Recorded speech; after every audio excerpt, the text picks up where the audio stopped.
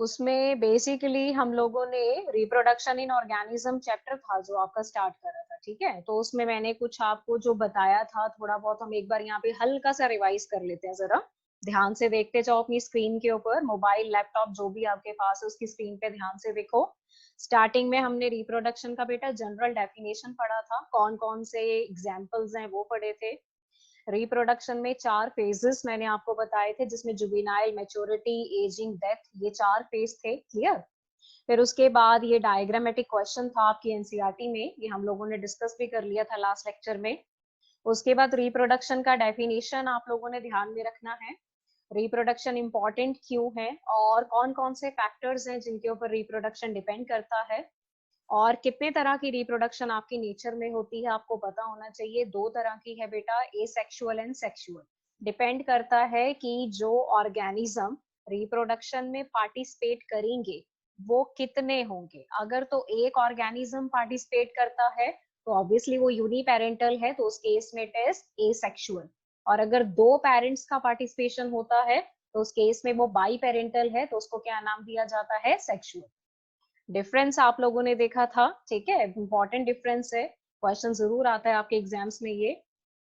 फिर उसके बाद हमने ये सेक्सुअल रिप्रोडक्शन स्टार्ट करा था बेटा, इसमें कुछ इंपॉर्टेंट फीचर मैंने आपको बताए थे। इंपॉर्टेंट फीचर में से एक तो आपने ध्यान में रखना है कि ए सेक्सुअल में गैमेटोजेनेसिस नहीं होगा, ठीक है, सिनगैमी नहीं होता है। सिनगैमी का मतलब मैं बता चुकी हूँ, फर्टिलाइजेशन। और जो डिवीजन आपको देखने को मिलती है वो सिर्फ माइटोसिस है। और रेट ऑफ मल्टीप्लिकेशन काफी फास्ट रहता है, मतलब जल्दी जल्दी सेल डिवाइड करेगा, जल्दी जल्दी आपके पास नए ऑर्गेनिज्म बनेंगे, क्योंकि यहाँ पर सिंगल पेरेंट इन्वॉल्व है। और टाइप ऑफ डिवीजन को क्या बोला जाता है, माइटोसिस। फिर उसके बाद मैंने आपको type of asexual reproduction start करवाया था, जिसमें मैंने आपको बताया था बेटा टोटल आपके पास 6 टाइप्स हैं। स्क्रीन को ध्यान से देख लो, आपके लिखी हुई है। फर्स्ट है फिजन, सेकंड है budding, third fragmentation, fourth गैमे, number 5 regeneration, number 6 spore formation.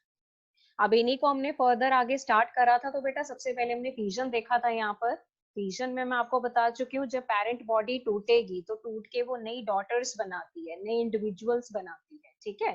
तो इसको बेसिकली यहाँ पर क्या नाम दिया जाता है, फिजन। दूसरा मैंने आपको बताया था कि फिजन में बेटा 3 टाइप्स होती है। तीनों में देखो, एक तो सबसे पहले हमने बाइनरी फिजन स्टार्ट करा था, बाइनरी के बाद सेकंड था मल्टीपल फिजन, थर्ड आपके पास है प्लाज्मोटॉमी। अब बाइनरी फिजन में बाई वर्ड का मतलब मैं ऑलरेडी बता चुकी हूँ, 2। तो इसमें जब पेरेंट बॉडी टूटेगी तो वो 2 इंडिविजुअल्स यानी कि 2 नए ऑर्गेनिजम्स बनाएगी, तो आप डिवीजन को क्या बोलोगे, बाइनरी फिजन। अब डिपेंड करता है कि आप पेरेंट बॉडी को तोड़ोगे कैसे, what is the plane of division. तो उस हिसाब से बेटा जो बाइनरी फिजन है वो आगे जाके हमारा डिवाइड होता है डिफरेंट कैटेगरीज में। जैसे सबसे पहले मैंने आपको बताया था सिंपल बाइनरी फिजन, अमीबा के केस में करा था हमने। मैंने बताया था कि बॉडी का कोई प्रॉपर शेप नहीं है, बार बार शेप चेंज होता है। तो जो अमीबा है वो डिवाइड करता है। तो डिवीजन में देखो सबसे पहले न्यूक्लियस का डिवीजन होगा, always remember, first is there the division of nucleus, फिर उसके बाद डिवीजन होता है साइटोप्लाज्म का। एंड अल्टीमेटली आपके पास कितने बनते हैं, 2 डॉटर से। फिर उसके बाद हम लोगों ने नेक्स्ट पढ़ा था बेटा longitudinal binary fission. Longitudinal binary fission में जो प्लेन ऑफ डिवीजन है that passes through the longitudinal axis of the body. तो इसमें एग्जांपल हम लोगों ने कौन सा करा था, यूग्लिना। और इसमें मैंने फिर से आपको ये बताया था कि सबसे पहले आपके पास बेटा न्यूक्लियस का डिवीजन होगा और उसके बाद डिवीजन होगा पूरी बॉडी का, यानी कि साइटोप्लाज्म का। देन इसके बाद देखो ये थर्ड टाइप है आपके पास, थर्ड टाइप का नाम आपके पास है transverse binary fission. Transverse binary fission में जो बॉडी का डिवीजन होगा वो ट्रांसवर्स फैशन में होगा। तो यहाँ पर जब बॉडी बेटा डिवाइड करेगी तो देखो ट्रांसवर्स में क्या होता है कि जैसे ये बॉडी है आपके पास, ठीक है, this is like a single body. अगर आप इसको ऐसे तोड़ोगे तो ये ट्रांसवर्स है, मैं पहले ही बता चुकी हूँ, बॉडी के राइट एंगल पे तोड़ना है अपने बॉडी को। तो this is called transverse binary fission. तो यहाँ पर देखो सबसे पहले पैरामीशियम इसका बेस्ट एग्जाम्पल है।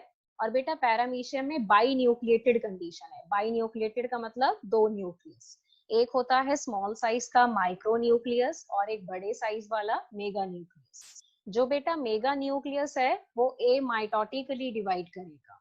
अब ए माइटोसिस का मतलब कि it is a type of cell division जिसमें स्पिंडल फाइबर नहीं बनेंगे। विदाउट स्पिंडल फाइबर अगर आपका सेल डिवाइड होता है तो वैसी डिवीजन को ए माइटोसिस बोला जाता है। और अगर स्पिंडल फाइबर बनते हैं तो आप उसको सिंपली क्या बोलते हो माइटोसिस। क्लियर। तो जो बड़े साइज वाला न्यूक्लियस है मेगा न्यूक्लियस वो कैसे डिवाइड करेगा ए माइटोसिस। और जो माइक्रो न्यूक्लियस है छोटे साइज वाला न्यूक्लियस वो कैसे डिवाइड करेगा माइटोटिकली। तो पहले आप दोनों न्यूक्लियस डिवाइड कराओगे बेटा, ठीक है। तो न्यूक्लियस डिवीजन के बाद देखो साथ ही साथ साइटोप्लाज्म का डिवीजन स्टार्ट हो जाएगा। पैरामीशियम की बॉडी में देखो बाहर की तरफ से कंस्ट्रक्शन डेवलप हो गया दोनों साइड पे। धीरे धीरे ये कंस्ट्रक्शन और ज्यादा डीप होगा और ये ऐसे हो जाएगा, देखो सेपरेशन हो गया नेक्स्ट डायग्राम में। और आपके दो डॉटर पैरामीशिया यहाँ पर हो गए सेपरेट। तो एक पेरेंट से हमने दो इंडिविजुअल्स बनाए, दो ने पैरामीशिया बनाए। So this kind of the division is called binary fission. And more over इसमें हम पेरेंट बॉडी को डिवाइड करते हैं ट्रांसवर्स फैशन में, तो इसको बोला जाता है ट्रांसवर्स बाइनरी फिजन। तो पहला बेटा सिंपल था, सेकंड आपके पास लॉन्गिट्यूडनल था, थर्ड आपके पास आता है ट्रांसवर्स। अब इसके बाद देखो जो लास्ट टाइप आती है that is oblique binary fission. Oblique binary fission जो है बेटा वो बाइनरी फिजन की फोर्थ टाइप है। इसमें देखो ऑब्लिक वर्ड लगा है, तो ऑब्लिक कैसा होता है, साइड से कट दिया जाता है, साइड कट, ठीक है, ऑब्लिक कट। तो यहाँ पर जो प्लेन ऑफ डिवीजन है बेटा वो ऑब्लिक है। तो ऑब्लिक में क्या होगा कि जैसे डाइनोफ्लैजिलेट्स होती हैं जिनको आप प्रोटिस्टा के अंदर पढ़ते हो, डाइनोफ्लैजिलेट्स हैं जिनको आप प्रोटिस्टा के अंदर पढ़ते हो, जिसमें एग्जांपल एक आपके पास है सिरेटियम। उनके केस में कौन सा डिवीजन होता है बेटा, ऑब्लिक बाइनरी फीचर, जिसमें बॉडी जो है, जैसे ये बॉडी है ना, सपोज करो ये बॉडी है आपके पास, इसको आप साइड से ऐसे कट करो तो side cut oblique binary feature. ऐसे करोगे तो लॉन्गिट्यूडनल और ऐसे करोगे तो ट्रांसवर्स। तो ओवरऑल बाइनरी फिजन में बेटा कितनी टाइप्स हो गई आपके पास, 4 टाइप। पहली टाइप कौन सी है, रिवाइज करो जरा अपना अपना। फर्स्ट टाइप को नाम दिया जाता है सिंपल बाइनरी फिजन, एग्जाम्पल कौन सा होगा बेटा, अमीबा। सेकेंड टाइप कौन सी है, लॉन्गिट्यूडनल बाइनरी फिजन, एग्जाम्पल कौन सा होगा, यूक्लिना। थर्ड टाइप है ट्रांसवर्स बाइनरी फिजन, एग्जाम्पल कौन सा होगा, पैरामीशियम। और फोर्थ टाइप है ऑब्लिक बाइनरी फिजन, एग्जाम्पल कौन सा होगा, सिरेटियम। सिरेटियम मीन्स डाइनोफ्लैजिलेट्स, ठीक है। अब ये तो बेटा 4 टाइप्स आपकी आ गई बाइनरी फिजन के अंदर। अब उसके बाद देखो बाइनरी फिजन के बाद हम सेकंड टाइप आज यहाँ पर पढ़ेंगे मल्टीपल फिजन। अब मल्टीपल फिजन देखो नाम से क्लियर है, अगर आप बोलोगे मल्टीपल, मल्टीपल का मतलब क्या होता है, बहुत सारे, मतलब पेरेंट बॉडी जब टूटेगी तो वो बहुत सारे नए इंडिविजुअल्स या नए डॉटर सेल बनाएगी। तो बेटा डिवीजन को क्या बोला जाता है, मल्टीपल फिजन। तो यहाँ पर आप डिफरेंस देख सकते हो between the binary and the multiple fission. Binary fission में सिर्फ आपके पास कितने ऑर्गेनिज्म बनते हैं, 2, कितने डॉटर्स बनती हैं, 2। और मल्टीपल फिजन में बनती है नंबर ऑफ डॉटर्स, मतलब मल्टीपल डॉटर। तो इसको क्या बोला जाता है, मल्टीपल फिजन। अब मल्टीपल फिजन में बेटा जब कभी भी आप डिवीजन करते हो तो जैसे आप बाइनरी फिजन में करते हो ना, पहले आप क्या करते हो, कैरियोकाइनेसिस। कैरियोकाइनेसिस का मतलब क्या होगा, न्यूक्लियस का डिवीजन। फिर आप क्या करते हो, साइटोकाइनेसिस। साइटोकाइनेसिस का मतलब क्या होता है, साइटोप्लाज्म का डिवीजन, ठीक है। तो ये दोनों चीजें आपने यहाँ भी करनी है। लेकिन अगर मैं एग्जाम्पल्स की बात करूं तो देखो 2 एग्जाम्पल्स यहाँ पर लिखी है। पहला एग्जाम्पल कौन सा है, अमीबा। सेकेंड एग्जाम्पल कौन सा है, प्लाज्मोडियम। अब आपको क्वेश्चन आ रहा होगा कि अमीबा मैंने आपको बाइनरी फिजन में भी पढ़ाया और अमीबा मैंने आपको मल्टीपल फिजन में भी बता दिया, ठीक है। तो इसका बेटा सीधा सा आंसर ये है कि अगर आप अमीबा की बात करो तो जितनी देर तक देखो अमीबा के आसपास फेवरेबल कंडीशंस रहती है, फेवरेबल मतलब प्रीडेटर नहीं है, खाना पानी अच्छा मिल रहा है, ठीक है, कोई उसको डेंजर नहीं है, तो उन कंडीशन में अमीबा हमेशा प्रेफर करता है बाइनरी फिजन। इतना क्लियर। लेकिन अगर अमीबा के आसपास बेटा अनफेवरेबल कंडीशंस आ जाएंगी तो उसमें जो मोड ऑफ रिप्रोडक्शन होता है वो चेंज हो जाता है। तो उस टाइम पे अमीबा क्या प्रेफर करेगा, मल्टीपल फिजन, ठीक है। तो ये चीज का ध्यान रखो कि अगर फेवरेबल कंडीशन है तो बाइनरी फिजन, और अगर अनफेवरेबल कंडीशंस हैं तो मल्टीपल फिशन। क्लियर? दूसरा बेटा एग्जाम्पल जो लिखा है वो प्लाज्मोडियम है। अब अगर मैं यहाँ पर प्लाज्मोडियम की बात करूं तो प्लाज्मोडियम को देखो मलेरियल पैरासाइट बोला जाता है। +1 में मैंने आपको बताया भी था कि जो मलेरिया कॉज करता है उसका नाम प्लाज्मोडियम है और उसको जो ट्रांसमिट करने का काम करता है वो फीमेल एनोफिलस मॉस्किटो करती है। तो यहाँ पर जो प्लाज्मोडियम है वो किंगडम प्रोटिस्टा का ही मेंबर है और वो मलेरिया कॉज करता है, so it is commonly known as malaria parasite. तो अब इन दोनों एग्जांपल्स को बेटा आपने डिटेल में पढ़ना है। तो सबसे पहला एग्जांपल आज हम यहाँ पर पिक करेंगे एमीबा। क्लियर? अब एमीबा का अगर आप एग्जांपल करोगे तो मैं सबसे पहले आपको जरा इसका डायग्राम यहाँ पर दिखा देती हूँ। ये डायग्राम देखो ध्यान से, आपको अपनी स्क्रीन पे नजर आ रहा होगा बेटा। इस डायग्राम को अगर आप देखो this diagram is very very important for the multiple fission in amoeba. अगर आपको बोर्ड एग्जाम्स में क्वेश्चन आएगा तो आप ये डायग्राम बना के पूरा एक्सप्लेन करोगे वहां पर, ठीक है? अब यहाँ पर देखो कि जैसे ही अमीबा के आसपास अनफेवरेबल कंडीशन आ गई तो सबसे पहले क्या होगा? सबसे पहले बेटा अमीबा क्या करता है, अपने सूडोपोडिया, आपको पता है ना सूडोपोडिया किसको बोला जाता है? False feet. तो अपने सूडोपोडिया को क्या करेगा? शेड कर देगा, ठीक है?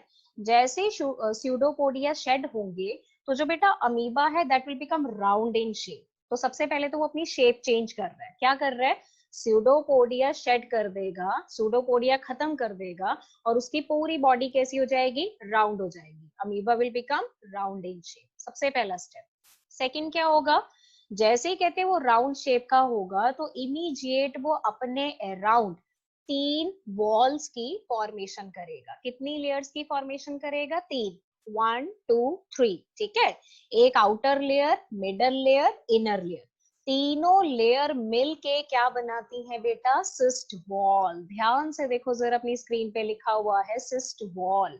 सिस्ट वॉल कैसी होती है? सिस्ट वॉल बेटा बहुत ही ज्यादा हार्ड है, इजिली टूटती नहीं है। तो इस वजह से जो अमीबा है वो अनफेवरेबल कंडीशन से प्रोटेक्ट रहता है। क्लियर? तो सबसे पहले स्टेप में सूडोपोडिया खत्म, amoeba will become round in shape और उसके बाद अमीबा अपने राउंड क्या बनाएगा? Cyst wall. कितनी लेयर्स की बनती है टोटल? 3 लेयर्स, ठीक है? अब अगर सिस्ट वॉल बन गई तो उसके बाद हम सबसे पहले क्या करेंगे बेटा? कैरियोकाइनेसिस। कैरियोकाइनेसिस का मतलब न्यूक्लियस का डिवीजन। अब देखो अगर एक है तो आप न्यूक्लियस बोलते हो, लेकिन जब बहुत सारे होते हैं तो हम क्या बोलते हैं? न्यूक्लियाई। क्या बोला जाता है उनको? न्यूक्लियाई। तो जब न्यूक्लियस बार बार डिवाइड करेगा बेटा तो आपके पास बहुत सारे न्यूक्लियाई बन जाएंगे, ठीक है? अभी पर हमने साइटोप्लाज्म डिवाइड नहीं करा, अभी हमने सिर्फ क्या डिवाइड करा? न्यूक्लियस। जब न्यूक्लियस का डिवीजन खत्म हुआ तो उसके बाद साइटोप्लाज्म का भी डिवीजन होगा, तो दैट इज कॉल्ड साइटोकाइनेसिस। तो एक आपने करा कैरियोकाइनेसिस, फिर आपने करा साइटोकाइनेसिस। तो साइटोकाइनेसिस का मतलब होता है साइटोप्लाज्म का डिवीजन। तो जब बेटा साइटोप्लाज्म डिवाइड करेगा तो ध्यान से देखो, बहुत सारे छोटे छोटे यूनिसेलुलर स्ट्रक्चर बन के तैयार हो जाएंगे। इन यूनिसेलुलर और यूनिन्यूक्लिएटेड, यूनिसेलुलर का मतलब made up of one cell, uninucleated का मतलब हैविंग वन न्यूक्लियस। तो ये जो बेटा छोटे छोटे स्ट्रक्चर आपके पास बन के रेडी हुए हैं, इन स्ट्रक्चर्स को यहाँ पर क्या बोला जाता है? स्यूडोपोडियोस्पोर्स। क्या बोला जाता है? स्यूडोपोडियोस्पोर। साथ साथ में थोड़ा अपना बोल के प्रैक्टिस करो तभी आएगा। क्या बोला जाता है इसको? स्यूडोपोडियोस्पोर। क्लियर? अब आप देखो एक बार अगर स्यूडोपोडियोस्पोर बन गए तो ऑब्वियसली कहते हैं जैसे ही फेवरेबल कंडीशंस आती हैं ये सिस्ट वॉल सबसे पहले रप्चर हो जाएगी। रप्चर मतलब टूट जाएगी। जैसे ही सिस्ट वॉल टूटेगी बेटा तो स्यूडोपोडियोस्पोर बाहर रिलीज हो जाएंगे, ठीक है? हवा में रिलीज हो जाएंगे और जहां जहां ये स्यूडोपोडियोस्पोर जाके गिरेंगे वहां पर आपके पास क्या बन जाएगा? New amoeba, that is young amoeba, या इसको आप डॉटर भी बोल सकते हो, ठीक है? तो देखो पेरेंट आपने एक लिया था, फिर आपने इतने सारे स्यूडोपोडियोस्पोर बनाए और जितने स्यूडोपोडियोस्पोर बनेंगे उतने ही आपके पास क्या बनेंगे? Daughter अमीबे। So this kind of the division is known as what? Multiple fission. Clear? तो एक चीज आप यहाँ पे ध्यान रखना, स्पोर बन रहे हैं ना, इसलिए आप इसको स्पोरुलेशन बोल सकते हो क्योंकि यहाँ पर स्पोर बनते हैं। क्लियर? अब पहला स्टेप मैं फिर से रिपीट कर रही हूँ बेटा, pseudopodia shed, amoeba will become round in shape. उसके बाद सेकंड स्टेप में अमीबा क्या करेगा, सिस्ट वॉल बनाएगा, ठीक है। फिर न्यूक्लियस का डिवीजन, फिर साइटोप्लाज्म का डिवीजन, तो उससे आपके पास क्या बनेंगे, लार्ज नंबर में स्यूडोपोडियोस्पोर। और जैसे ही फेवरेबल कंडीशंस आती हैं, सिस्ट वॉल क्या हो जाएगी, rupture, it will become damage, टूट जाएगी, तो pseudopodospore रिलीज हो जाएंगे and they develop into young amoeba. So this kind of the division is known as what, multiple fission. तो ये है बेटा आपका मल्टीपल फ्यूजन का पहला एग्जाम्पल, ठीक है। अब उसके बाद देखो सेकंड एग्जाम्पल मैंने आप लोगों को बताया था प्लाज्मोडियम का। प्लाज्मोडियम को क्या बोला जाता है, malarial parasite, because it causes the malaria. अब मलेरिया साइकिल जो है बेटा, अभी +2 में आप बहुत डिटेल में पढ़ोगे, यहाँ पर आपने साइकिल का डिटेल नहीं करना, सिर्फ एज एन एग्जाम्पल उसको समझना है, ठीक है। तो जितना स्क्रीन पे दिखाया जा रहा है, जितना बताऊंगी सिर्फ उतना करना, उससे ज्यादा डिटेल में अभी नहीं जाना। तो सबसे पहले देखो होता क्या है, जो मलेरियल पैरासाइट है, मतलब जो मलेरिया आप में कॉज करेगा, जब वो पैरासाइट आपकी बॉडी में एंटर होता है, कब एंटर होता है बेटा, जब आपको फीमेल एनोफिलस मॉस्किटो काटती है, मच्छर काटता है ना आपको, बाइट करता है, तो उस टाइम पे ये आपकी बॉडी में आ जाता है। तो उस स्टेज को हम यहाँ पर क्या नाम देते हैं, स्पोरोजोइड। क्या बोला जाता है उसको, स्पोरोजोइड। नो डाउट बेटा, जो ऑर्गेनिज्म है, मतलब जो मलेरिया कॉज करेगा, उसका नाम तो प्लाज्मोडियम ही है, लेकिन प्लाज्मोडियम की डिफरेंट स्टेजेस होती हैं। तो जो स्टेज हमारी बॉडी में एंटर होती है और जो इन्फेक्शन कॉज करती है, उस स्टेज को बोला जाता है स्पोरोजोइड। क्या बोला जाता है बेटा उसको, स्पोरोजोइड। तो स्पोरोजोइड हमारी बॉडी में फर्स्ट एंटर करती है हमारे लिवर सेल में, ठीक है, जो हिपैटिक सेल्स हैं। उसके बाद वो एंटर करती है हमारे RBC, which are called red blood cell. तो जब वो लिवर सेल एंड आरबीसी दोनों के अंदर बेटा एंटर होगा, then it undergo multiple fission. तो देखो मल्टीपल फिजन को यहाँ पर एक और नाम दिया जाता है शाइजोगोनी। क्या बोला जाता है इसको, शाइजोगोनी। शाइजोगोनी जो है वो मल्टीपल फिजन का ही दूसरा नाम है बेटा, तो ये टर्म आपने ध्यान में रखनी है। अब मैंने आपको क्या बताया था कि मल्टीपल फिजन में देखो ये आपकी शाइजोंट बन गया, ठीक है। शाइजोंट कैसे बनेगा, जब स्पोरोजोइड लिवर सेल के अंदर एंटर करेगा। तो स्पोरोजोइड क्या है, इन्फेक्टिव फॉर्म है किसकी, प्लाज्मोडियम की। तो जैसे ही हमारे लिवर सेल के अंदर एंटर हुआ, ये it become round in shape, तो इसको हमने क्या नाम दे दिया, शाइजोंट। अब शाइजोंट के अंदर एक ही न्यूक्लियस है, अब वो लगातार न्यूक्लियस अपना डिवाइड करवाएगा, this is called karyokinesis. Karyokinesis के बाद क्या होगा बेटा, साइटोकाइनेसिस। तो उस वजह से हमारे पास क्या बनेंगे, large number of daughter cell. तो ये जितने भी डॉटर सेल देखो आपको इस डायग्राम के अंदर नजर आ रहे हैं, जहां मैं एरो लगा रही हूँ, इन डॉटर सेल को हम यहाँ पर क्या नाम देते हैं, मीरोजोइड। क्या बोला जाता है इनको, मीरोजोइड, जो हमारी बॉडी में इंफेक्शन को आगे बढ़ाने का काम करेंगे।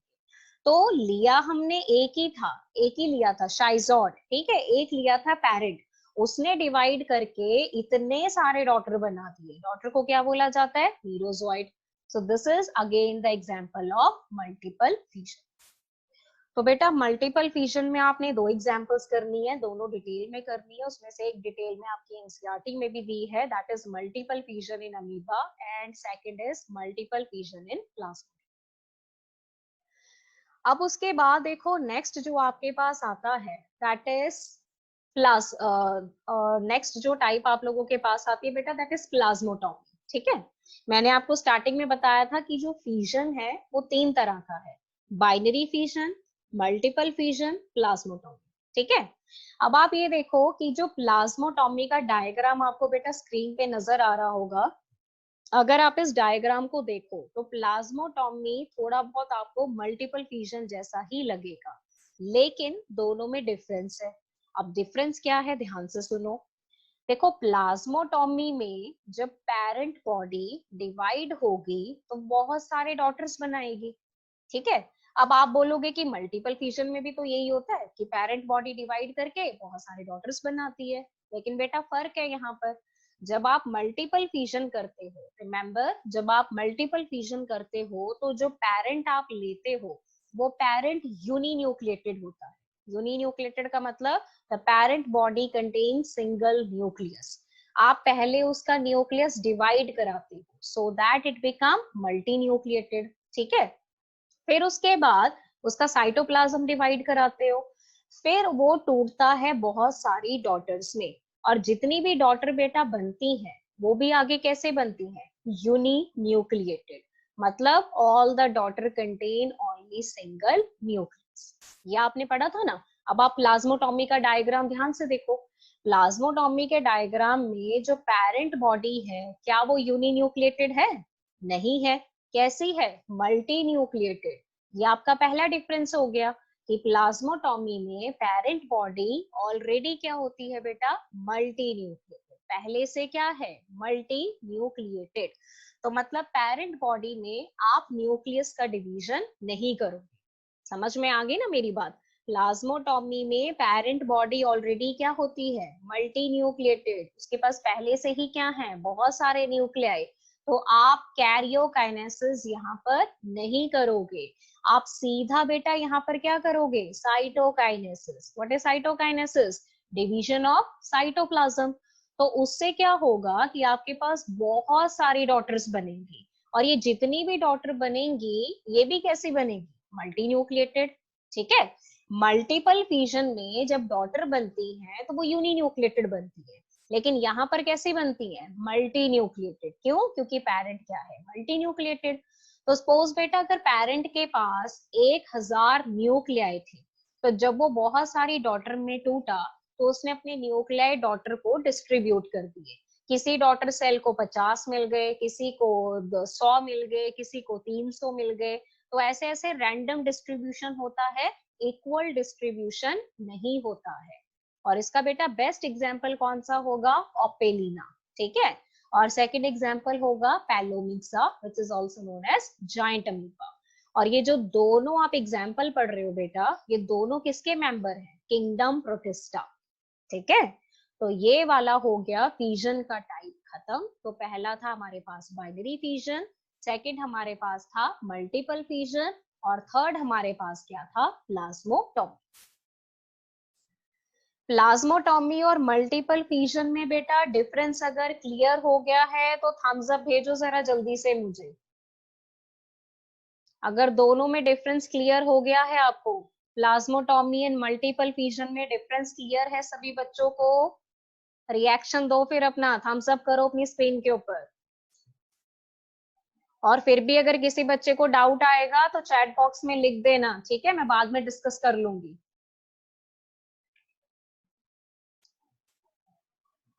अच्छा बेटा, यहाँ पर जो आपका देखो पहला टाइप था फिजन वो कंप्लीट हो चुका है। अब उसके बाद हमने सेकंड टाइप यहाँ पर स्टार्ट करना है, दैट इज बडिंग। ये आपके एसेक्सुअल रिप्रोडक्शन का सेकंड टाइप है, ठीक है।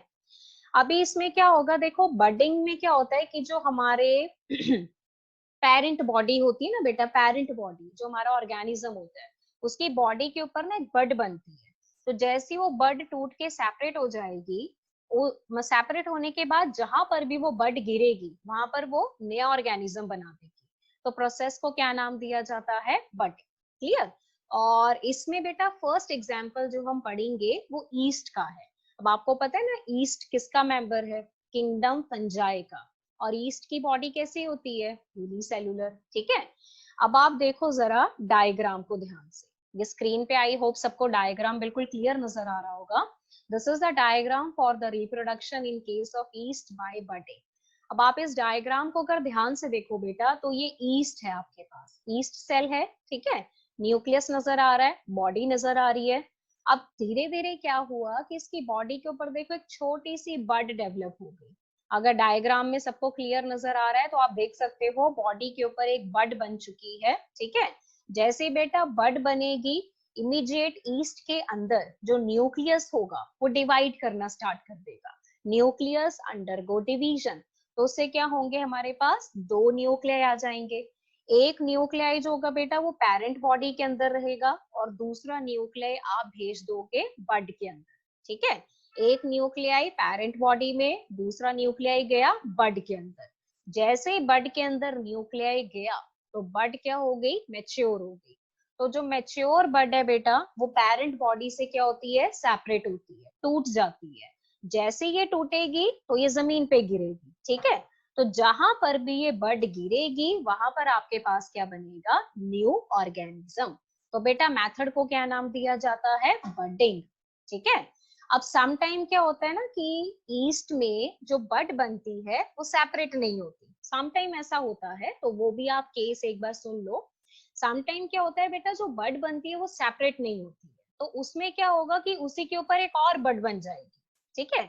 मतलब एक बड बनी, उसके ऊपर एक और, फिर एक और, फिर एक और, तो इससे क्या होगा, आपके पास बहुत सारी बर्ड्स बन जाएंगी। तो जब बेटा बहुत सारी बर्ड्स बनी तो देखो वो चेन बन गया आपके पास, दिख रहा है ना आपको डायग्राम में, जो डी पार्ट है, ध्यान से देखो नंबर 4 जो लेबल कर रखा है इन्होंने। तो यहाँ पर हमारे पास क्या बन गया, चेन ऑफ बर्ड्स। ये कब बनेगा, अगर by chance bird parent body से सेपरेट ना हो तो उसके ऊपर बहुत सारी और बर्ड्स बन जाती हैं, तो इसको बोला जाता है चेन ऑफ बर्ड्स। अब होता क्या है कि जैसे हवा चलती है बहुत तेज या कोई मैकेनिकल जर्क लगता है बेटा, तो उस केस में जो ये चेन होगी ना ये भी टूट जाएगी। तो जब देखो चेन टूटेगी तो बर्ड्स बिखरेंगी, तो जहां जहां जाके बर्ड्स गिरेंगी वहां वहां पर आपके पास क्या बनेगा, न्यू ऑर्गेनिज्म। सो इस मेथड को क्या नाम दिया जाता है, बडिंग मेथड। और ये किसका एग्जाम्पल पढ़ रहे हैं हम, ईस्ट का। अब आप एक चीज ध्यान में रखो, जो बेटा चेन ऑफ बर्ड आपके पास बनेगी उस स्टेज को नाम दिया जाता है टोरूला स्टेज। एरो देखो ध्यान से, कहां पर पॉइंट आउट कर रही हूं मैं, टोरूला स्टेज। स्टेज को क्या बोला जाता है, torula stage. And process of formation is known as what, torulation. क्या बोला जाता है इसको, टोरूलेशन। तो चेन ऑफ बर्ड की स्टेज को हम टोरूला स्टेज बोलेंगे, और उसका जो प्रोसेस ऑफ फॉर्मेशन है बेटा उसको क्या बोला जाता है, टोरूलेशन। व्हाट इज द नेम, टोरूलेशन, ठीक है।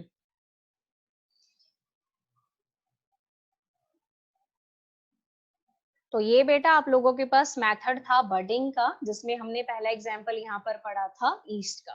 तो ईस्ट के केस में बडिंग का ये मैंने बताया था आपको कि जब स्टार्टिंग में बड बनती है तो वो यंग होती है, जब उसके अंदर न्यूक्लियस आ जाता है तो वो मैच्योर हो जाती है।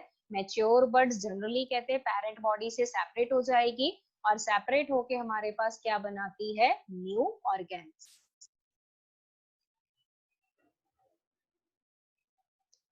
योगेश आपका क्वेश्चन है, प्रोटिस्टा यूनिसेलुलर होते हैं। हाँ जी बेटा, प्रोटिस्टा यूनिसेलुलर होते हैं और एक ही सेल के बनते हैं। फिर प्लाज्मोटॉमी कैसे, बेटा प्लाज्मोटॉमी एक मेथड है। मेथड में आपने वही तो करना है, पेरेंट बॉडी को तोड़ना है। तो एक ही सेल की तो बनी होती है पेरेंट बॉडी, तो जब वो एक सेल टूटेगा, मतलब वो एक सेल आगे जाके जब डिवाइड करेगा तो वो मल्टीपल डॉटर्स बनाता है, तो उसी को तो प्लाज्मोटॉमी बोलते हैं। प्लाज्मोटॉमी, मल्टीपल फिजन, बाइनरी फिजन, तीनों फिजन के टाइप है। और फिजन सिर्फ आपको यूनिसेलुलर ही शो करते हैं, मल्टी सेलुलर फिजन नहीं करते हैं, ठीक है, यू गॉट इट। हाँ जी, अगर और किसी बच्चे का क्वेश्चन है बेटा तो जरा मुझे चैट बॉक्स में डाल दो फटाफट से।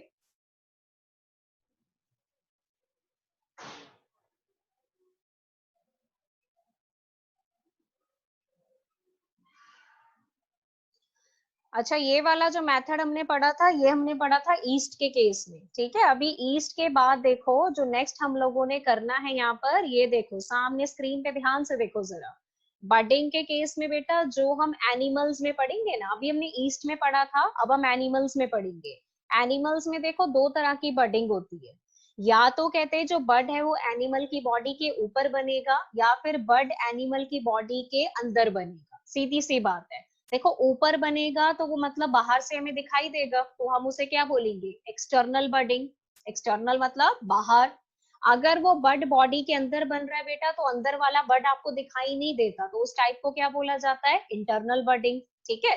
तो यहाँ पर देखो फर्स्ट टाइप हमारे पास आती है एक्सटर्नल बडिंग, इसको बोला जाता है एक्सोजीनियस बडिंग, क्योंकि यहाँ पर बड बेटा कहाँ बनेगा, बॉडी के ऊपर, बाहर सरफेस पे, तो वो बाहर से दिखाई देता है। बेस्ट एग्जाम्पल इसकी बेटा दो दी हैं आपको, एक आपके पास है हाइड्रा और एक आपके पास है साइक्लोन। हाइड्रा अगर आपको याद हो तो फाइलम सीलेंट्रेट में आता है, और जो साइकन है बेटा वो पॉरीफेरा का मेंबर है, अगर आपको याद हो अच्छे से, ठीक है, जिनको स्पॉन्ज बोला जाता है। तो ये डायग्राम को ध्यान से देखो जरा। हाइड्रा की बॉडी है, फर्स्ट आपको दिख रहा है पेरेंट हाइड्रा, ठीक है, ऊपर बहुत सारे टेंटिकल्स हैं जिनकी हेल्प से ये फूड कैप्चर करते हैं। और नीचे देखो बेटा छोटी सी बड निकल आई है, दिख रही होगी आई थिंक सबको क्लियर। फिर जैसे जैसे टाइम आगे निकलेगा ये बर्ड आगे जाके बड़ी हो जाती है, इसमें भी टेंटिकल्स बन जाते हैं, तो हम इस बर्ड को नाम देते हैं मैच्योर बर्ड का। उसके बाद बेटा जैसे ही बर्ड मैच्योर होगी वो पेरेंट बॉडी से सेपरेट हो जाएगी, और सेपरेट होने के बाद it will give rise to the new organism. तो इस मेथड को यहाँ पर क्या नाम दिया जाता है, बडिंग। तो डायग्राम ध्यान से देख लो अपनी स्क्रीन के ऊपर। हाइड्रा के केस में कौन सी बडिंग होती है बेटा, एक्सटर्नल बडिंग। आई थिंक ये डायग्राम से सबको क्लियर हो गया होगा, क्योंकि काफी बच्चे मुझसे पूछ रहे थे हाइड्रा कैसे डिवाइड करता है। So there is a external budding method. ये वाला जो बेटा सेकंड डायग्राम आपको अपनी स्क्रीन पे नजर आ रही है, साइकॉन का है। साइकॉन पॉरीफेरा का मेंबर है ना आपका। अब देखो इनकी बॉडी में पोर होते हैं, इसलिए तो इनको पोर बोला जाता है, पोर बियरर एनिमल, स्पॉन्ज। इनकी बॉडी में देखो ये साइड पे छोटी सी बर्ड नजर आ रही है सब बच्चों को, क्लियर। ये जो छोटी सी बर्ड बेटा आपको साइड पे नजर आ रही है, ये बेसिकली यंग बर्ड है, ठीक है। अब जैसे ये बर्ड टूटेगी और टूट के सेपरेट होगी तो डेफिनेटली ये क्या बनाएगी बेटा, न्यू ऑर्गेनिज्म, क्लियर। तो अभी तक हम लोगों ने ए सेक्सुअल में पढ़े दो मेथड। पहला हमने पढ़ा फ्यूजन। फ्यूजन में मैंने कितनी टाइप बताई थी, 3। फिर हमने सेकंड कौन सा स्टार्ट करा, बडिंग। बडिंग हमने किसके केस में पढ़ा, ईस्ट के केस में, हाइड्रा के केस में, और थर्ड कौन सा है बेटा आपके पास, साइकॉन, दैट इज पॉरीफेरा। नजर आ रहा होगा ए सेक्सुअल रिप्रोडक्शन की टाइप, जिसमें फ्यूजन है, बडिंग है, फ्रेगमेंटेशन है, गैमिंग है, रीजनरेशन है और स्पोर फॉर्मेशन है। तो इसमें हम लोगों ने एक फ्यूजन करा था और एक बडिंग मैंने आप लोगों को मेरे ख्याल से स्टार्ट करवाया था।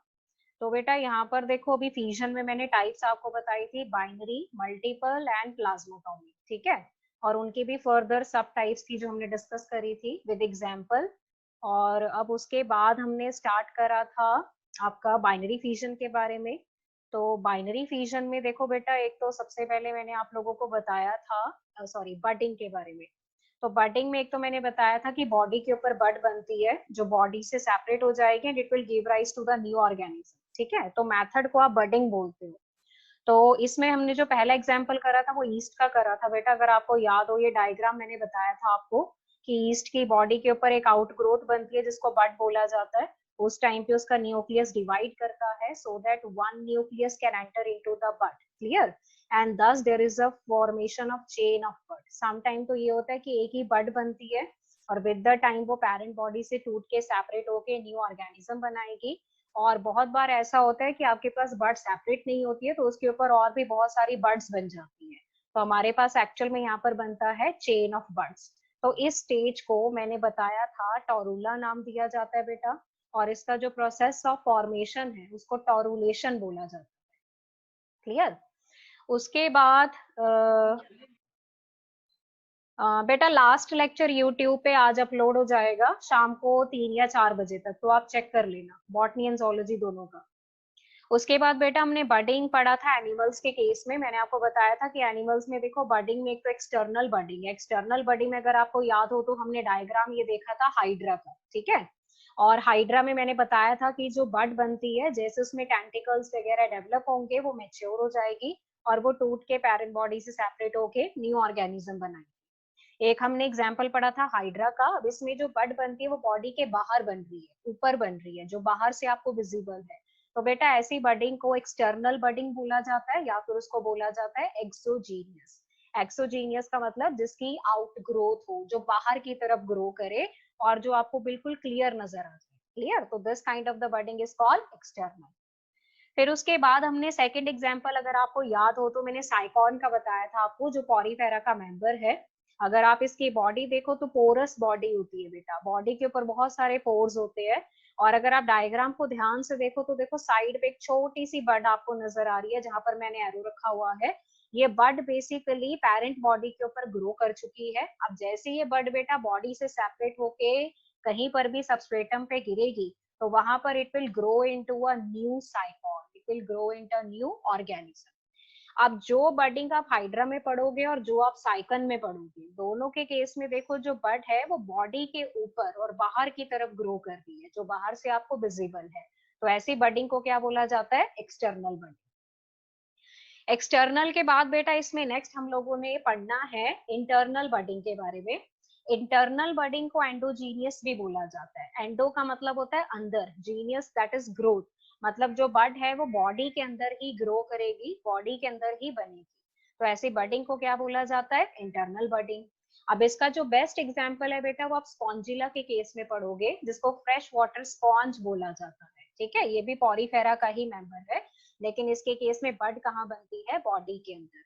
और हमेशा ध्यान रखना जो बड है उसको क्या नाम दिया जाता है? Gemmule. What is the name of the bud? Gemmule. ठीक है, अब अगर आप अपनी स्क्रीन पे ध्यान से देखो तो जेम्यूल का बेटा डायग्राम आपको नजर आ रहा होगा। Now look at the diagram. Diagram में अगर आप देखो तो देखो जेम्यूल के बाहर दो लेयर्स की कवरिंग है। एक आपके पास ये है आउटर लेयर, लेबल पार्ट को ध्यान से देखो, आउटर मेम्ब्रेन दिख रहा है आपको? ठीक है, आउटर मेम्ब्रेन के अंदर एक और मेम्ब्रेन है that is known as inner membrane.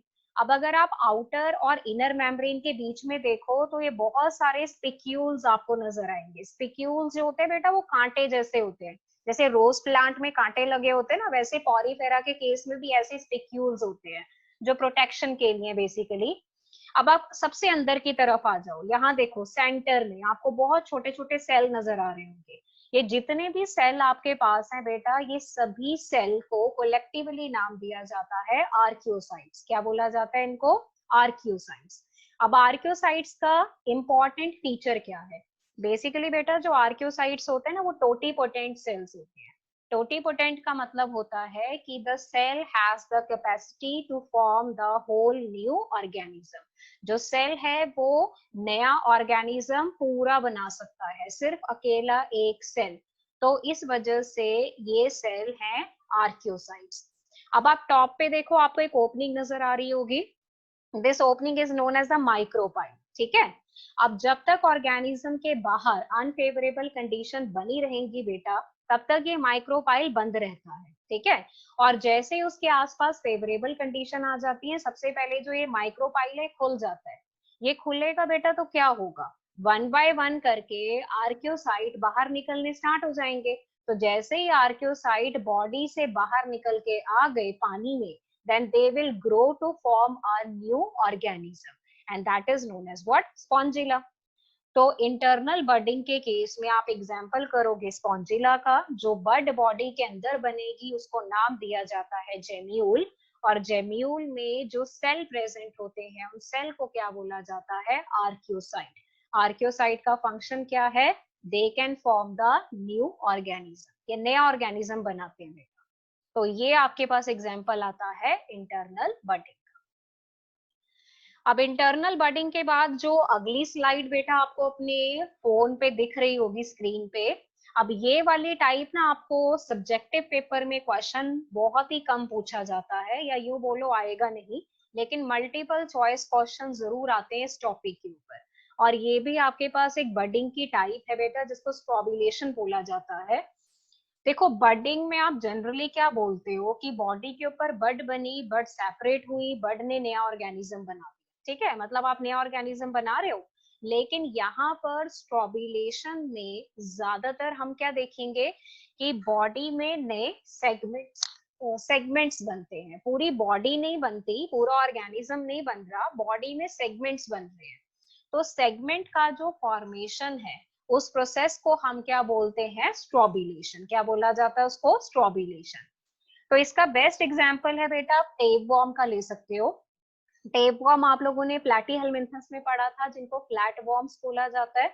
ये अगर आप डायग्राम ध्यान से देखो तो this diagram is for the tape warm. ये जो सेकंड कलरफुल डायग्राम आपको नजर आ रहा है, अब इस डायग्राम में देखो बेटा, टेप वॉर्म का जो ये वाला पार्ट है ना, इसको स्कॉलेक्स बोला जाता है। जैसे आपके पास हेड होता है, इसके पास स्कॉलेक्स है। अब हेड के नीचे आपकी नेक आती है ना, गर्दन आती है आपकी, सेम तरीके से इसके स्कॉलेक्स के नीचे भी इसकी नेक आती है। अब इसकी नेक में बेटा बहुत सारे सेगमेंट्स हैं, number of segments are there, clear? तो जितने भी सेगमेंट्स हैं वो जब टूटते हैं तो उनकी जगह नए सेगमेंट्स बनते हैं। तो जब पुराने सेगमेंट टूट के बॉडी से अलग होंगे तो नए सेगमेंट्स बनेंगे। तो वो नए सेगमेंट किस प्रोसेस के थ्रू बनते हैं? स्ट्रॉबिलेशन। तो स्ट्रॉबिलेशन बेटा एक तरह की स्पेशल ऐसी बडिंग है जिसमें आप पूरा ऑर्गेनिज्म नहीं बना रहे, लेकिन ऑर्गेनिज्म की बॉडी के लॉस्ट सेगमेंट्स बना रहे। ठीक है, तो ये थोड़ा इस चीज का ध्यान रखना। सेकंड एग्जाम्पल अगर आप देखो तो ये वाला डायग्राम है जो यहाँ पर आपको नजर आ रहा है। This is the diagram for the Aurelia. बेटा अभी बोलेगा कोई नहीं, प्लीज चैट बॉक्स में अपने डाउट डाल दो, मैं एक बार चेक कर लूंगी। सेकंड डायग्राम आपके पास ऑरेलिया का है। ऑरेलिया बेटा जेली फिश है आपके पास, ठीक है, सीलेंट्रेटा में आप पढ़ते हो इसे।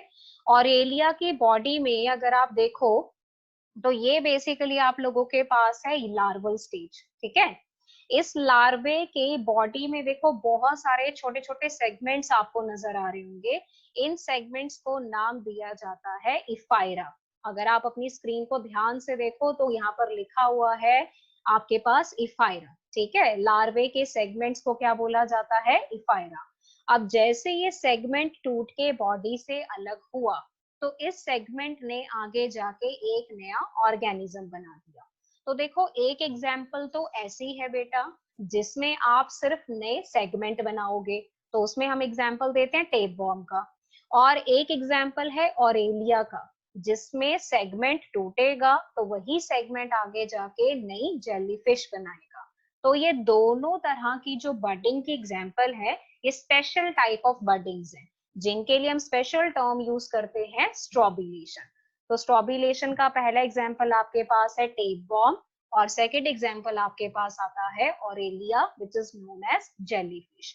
टेप वॉर्म में आप नए सेगमेंट बनाओगे, लेकिन ऑरेलिया में जो सेगमेंट टूटेगा वो आगे जाके नया ऑर्गेनिज्म बनाएगा। दोनों में मेथड को कॉमन नाम क्या दिया जाता है? स्ट्रॉबिलेशन। तो ये पढ़ना था बेटा आपने बडिंग के बारे में। तो पहला टाइप आपके पास है एक्सटर्नल, सेकंड आपके पास है इंटरनल, और ये जो थर्ड टाइप है special, this is known as the strobilation, जिसकी दो एग्जाम्पल है। पहला एग्जाम्पल आता है टेप वॉर्म और सेकंड एग्जाम्पल आता है ऑरेलिया जिसको नाम दिया जाता है जेलीफिश।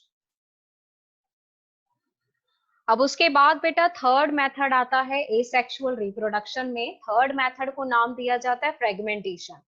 अब फ्रेगमेंटेशन देखो मैं पहले ही बता चुकी हूँ, सिंपल क्या होगा कि जो पेरेंट की बॉडी है बेटा वो पीसेस में डिवाइड हो जाती है, दो या दो से ज्यादा पीसेस में।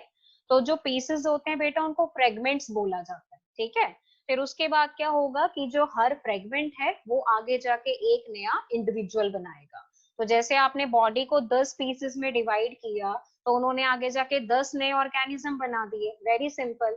इसमें पहला एग्जाम्पल आप बेटा स्पॉन्ज का दोगे, सेकेंड एग्जाम्पल है सी एनीमोन। ठीक है, सी एनीमोन फाइलम सिलेंट्रेटा का मेंबर है। थर्ड एग्जाम्पल आता है algae, fourth fungi, and fifth you have bryophytes. तो ये कौन सा मेथड है आपके पास? फ्रेगमेंटेशन।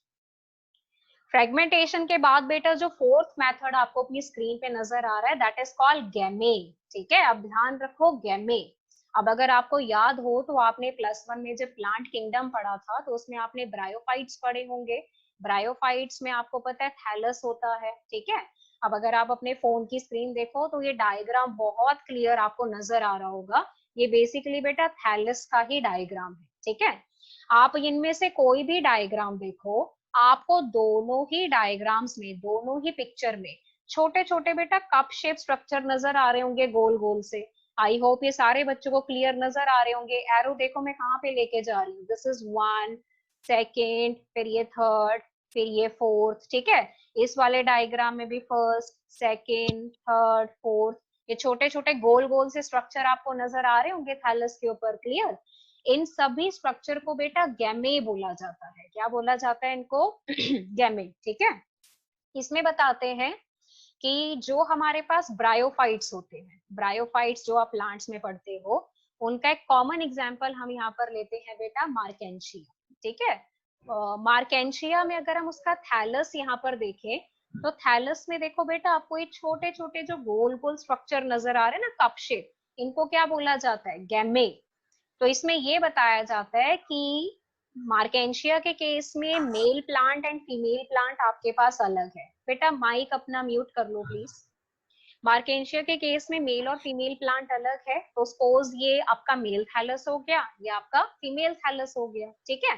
अब मेल थैलस के जो गैमी है, मतलब किसी भी थैलस में जो गैमी होते हैं, जो कप शेप स्ट्रक्चर है बेटा, जब वो अपने थैलस से टूट के अलग होंगे, जमीन पे गिरेंगे, सबस्ट्रेटम पे गिरेंगे, तो वहां पर they grow into a new plant, into a new Marchantia. तो वो नए मार्केंशिया या नए प्लांट में ग्रो कर जाएंगे।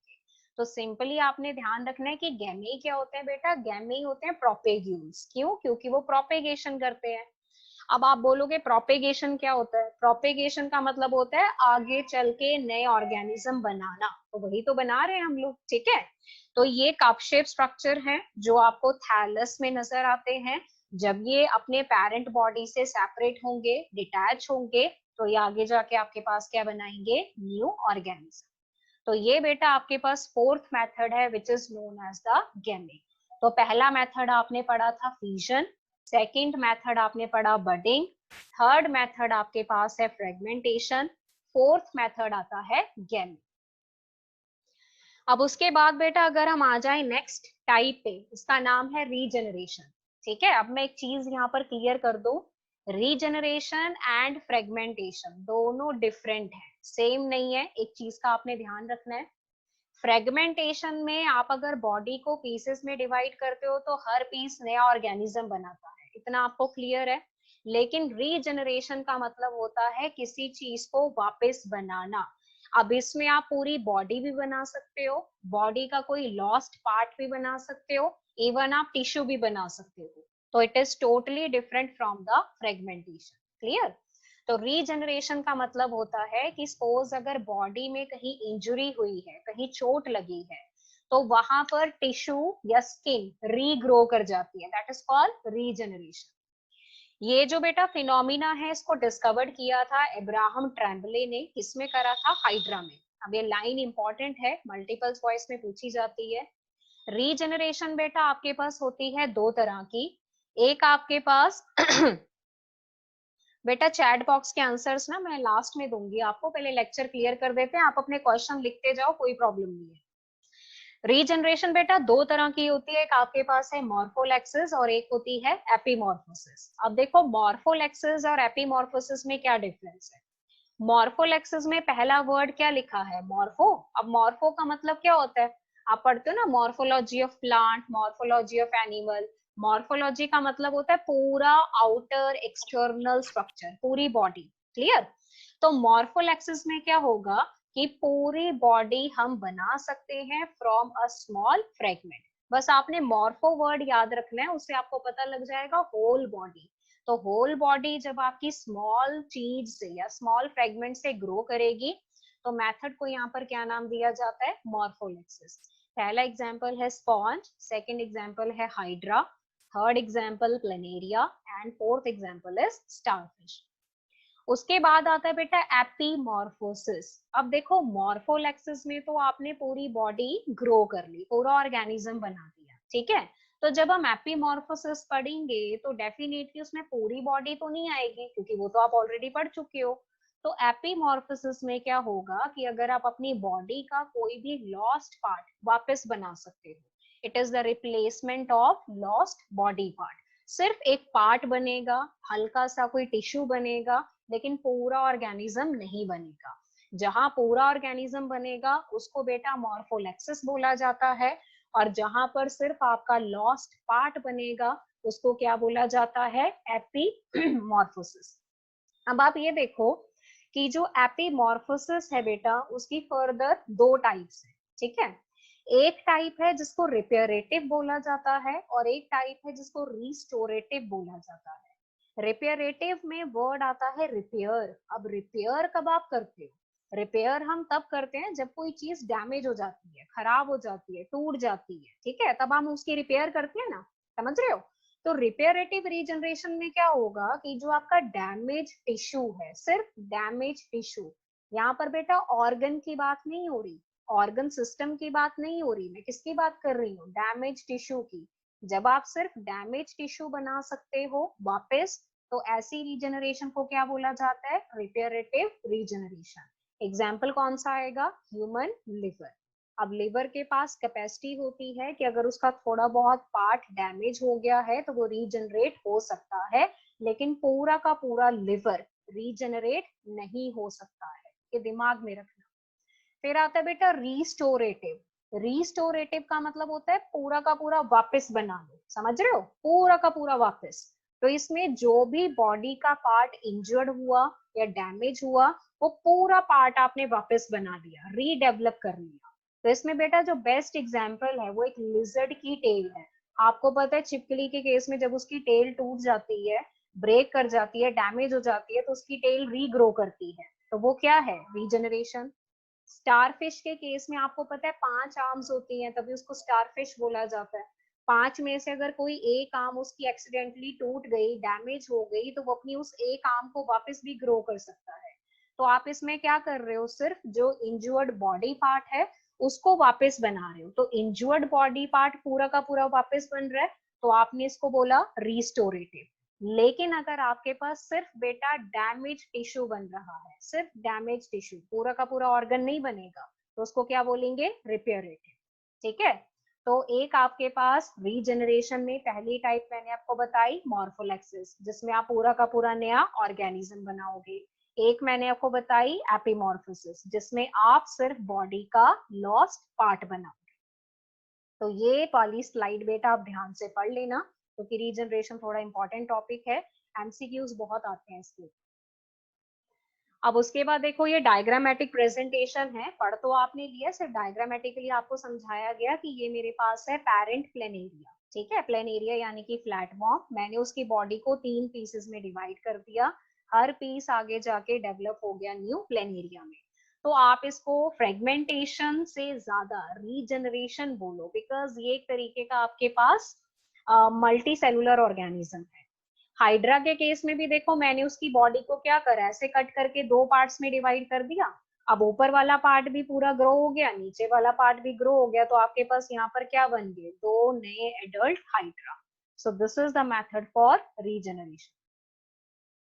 अभी बेटा जो लास्ट मेथड इसमें आपका बचता है, that is known as a spore formation. ठीक है, स्पोर फॉर्मेशन में बताते हैं कि स्पोरुलेशन है। अब आपको अगर याद हो तो आपने +1 में किंगडम फंजाई पढ़ा था, और फंजाई में आपने बहुत तरह के स्पोर्स पढ़े होंगे। ठीक है, तो बेटा जो स्पोर्स फॉर्मेशन का प्रोसेस है उसको क्या बोला जाता है? स्पोरुलेशन।